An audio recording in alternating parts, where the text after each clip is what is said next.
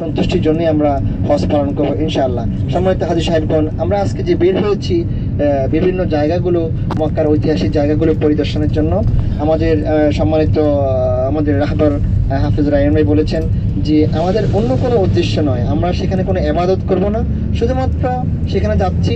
আল্লাহ রাসূল সেখানে ভ্রমণ করেছেন, বিভিন্ন সময় কাটিয়েছেন, এবং সেই জিনিসগুলো জায়গাগুলো আমরা দেখবো শুধু শিক্ষা গ্রহণের জন্য বা আমরা দেখার জন্য দেখতেছি। সেখানে কোনো ইবাদত করব না, সেখানে কোনো দোয়া করব না, কারণ দোয়ার জায়গা হচ্ছে আমাদের পাশেই যে বাইতুল্লাহ শরীফ রয়েছে, সেই বাইতুল্লাহ শরীফের পাশে মাতাফের মধ্যে দোয়া কবুল হয়। এবং আপনার যেটা সাঈদ জায়গা, যেখানে আপনারা সাঈ করেছেন সাফা মারওয়া পাহাড়ের মধ্যখানে, সেখানে দোয়া কবুল হয়। এবং আপনারা জানেন হাজরে আসওয়াদ যেখানে স্থাপিত, আমি দেখিয়েছিলাম আপনাদেরকে ওই দিন, একজন পুলিশ দাঁড়িয়ে আছে। হাজরে আসওয়াদ থেকে বাইতুল্লাহ শরীফের যে দরজা রয়েছে, দরজার বাম থেকে শুরু করে হাজরে আসওয়াদ পর্যন্ত এই জায়গার নাম এসেছে হাদিসে আল মুলতাজাম। নবী করিম সাল্লাল্লাহু আলাইহি সাল্লাম এই জায়গায় দোয়া করতেন, এই জায়গায় দোয়া কবুল হয়। আরেকটি জায়গা রয়েছে যেখান দিয়ে ছাদের পানি পড়ে হাতিমের ভিতরে, ওখানে